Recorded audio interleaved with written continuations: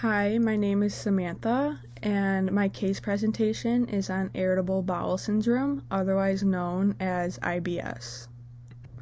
Typical patient presentation. Over the last 6 months or so, a 23-year-old female presents with chronic, intermittent abdominal pain, which is typically relieved after defecation. She reports problems with gas and bloating. She has alternating constipation and diarrhea. Her abdominal discomfort tends to worsen after eating. She has a good appetite, and the pain does not seem related to specific foods. She has not lost weight, nor has she noticed blood in her stool. The abdominal pain never awakens her from sleep. The etiology of IBS is unknown, however, it is likely due to altered brain-gut interactions. Some leading theories of the etiology include stress, increased epithelial hyperpermeability. People with diarrhea-type IBS have more rapid colonic transient times and increased intestinal permeability. This may be related to dysregulation of the brain-gut interaction, altered function of gut neuroendocrine cells, or dorsal root ganglion. Another leading theory is inflammation. Intestinal infection and low-grade inflammation have been associated with symptoms of IBS. And the last theory is visceral hypersensitivity, particularly with distension of the rectum, but also other areas of the gut, may originate in either the peripheral nervous system or the central nervous system. Background: prevalence is about 12% in North America. It is the most diagnosed gastrointestinal condition. It is more common in women. IBS is 1.5 to 3 times greater in women than men. This disorder can be debilitating in some patients, and others may have mild to moderate symptoms. And IBS accounts for 30% of the referrals to gastroenterologists. The risk factors include family history, younger women between the ages of 20 and 30, history of depression or anxiety, history of food intolerance, smoking, frequent alcohol consumption, and psychological stress. The pathophysiology of IBS is unclear. It may be influenced by geography and culture. Genetics, diet, and gut microbiome are all recognized risk factors, but these risk factors might be influenced by geography and culture, so the relative importance might vary between countries. Pathophysiology theories. No abnormality has been found to be specific for this disorder. Alterations in gastrointestinal mobility. Motor abnormalities of the gastrointestinal tract are detectable in some patients with IBS. Visceral hypersensitivity.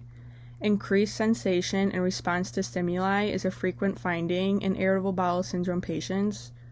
And recent studies have considered the role of inflammation, alterations in fecal flora, bacterial growth, and food sensitivity. The role of food in the pathophysiology of IBS is not clear. However, some patients report worsening of symptoms after eating and perceive food intolerance to certain foods. The first being food allergy. There is data reporting intolerance to specific foods by skin prick testing, but the data has been conflicting. The number of positive food skin prick tests was greater in IBS patients compared with controls. However, in another study, challenged with foods that cause positive skin prick tests did not worsen symptoms. The next is immune responses to food. Studies focusing on immunoglobulin antibodies have shown that eliminating specific foods in patients with IBS who have elevated immunoglobulin antibodies associated with these foods may reduce gastrointestinal symptoms. The next is carbohydrate malabsorption.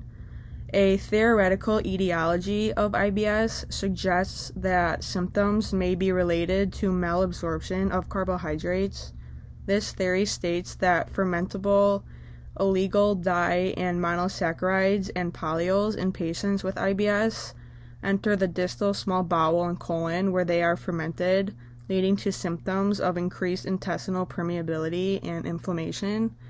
And the last is gluten sensitivity. Some studies have suggested that there is an overlap between IBS and celiac disease, which is a disease triggered by eating foods that contain gluten. Increasing evidence of pathophysiology includes altered gut microflora, gut immune responses, gut neuroendocrine cell function, the brain-gut axis, genetic susceptibility, and epigenetic factors.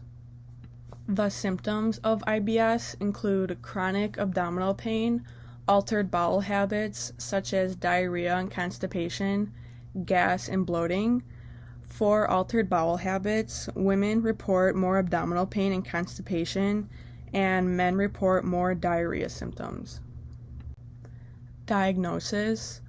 Because the etiology is unknown, the diagnosis is based on signs and symptoms. IBS should be suspected in patients with chronic abdominal pain and altered bowel habits such as constipation and/or diarrhea. A clinical diagnosis of IBS requires the fulfillment of symptom-based diagnostic criteria, and the patient should have a limited evaluation to exclude underlying organic disease. Diagnosis of symptom-based criteria. The most widely used system is the Rome-4 criteria. According to the Rome-4 criteria, IBS is defined as recurrent abdominal pain at least 1 day per week in the last 3 months, associated with 2 or more of the following criteria: related to defecation, associated with a change in stool frequency, and associated with a change in stool form. To evaluate other causes of symptoms to rule out IBS, a doctor will ensure the patient is evaluated for food allergies, parasites, and bacterial colitis. There is no definitive diagnostic laboratory test for IBS. The purpose of laboratory testing is primarily to exclude an alternative diagnosis. Some of the tests include complete blood count, Hemoccult testing, which tests for blood in your stool testing for Giardia, serologic testing for celiac disease, and C-reactive protein test, which tests for inflammation.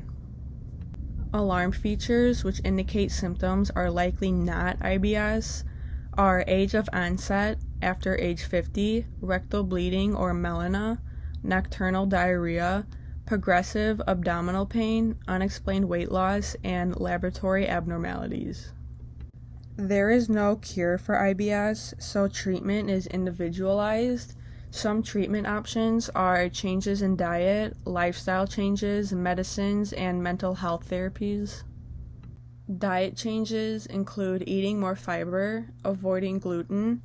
Despite testing negative for celiac disease, some patients feel relief on a gluten-free diet. Avoiding large meals, fatty foods, and caffeine, which can often worsen symptoms. Some patients report a reduction in all symptoms with a low-carb diet and following the low FODMAP diet.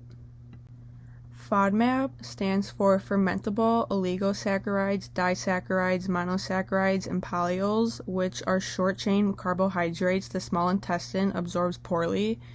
Following the FODMAP diet includes avoiding or eating less food with excess fructose, fructans, sorbitol, and raffinose.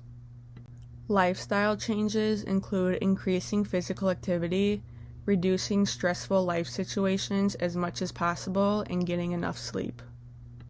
Possible medications to treat IBS symptoms include loperamide, which is an anti-diarrheal. This is helpful for patients with diarrhea-predominant IBS. Fiber supplements, laxatives, which can help patients with constipation-predominant IBS. Antispasmodics, which is used to relieve involuntary muscle spasms. This can help stomach pain and cramping. And antidepressants.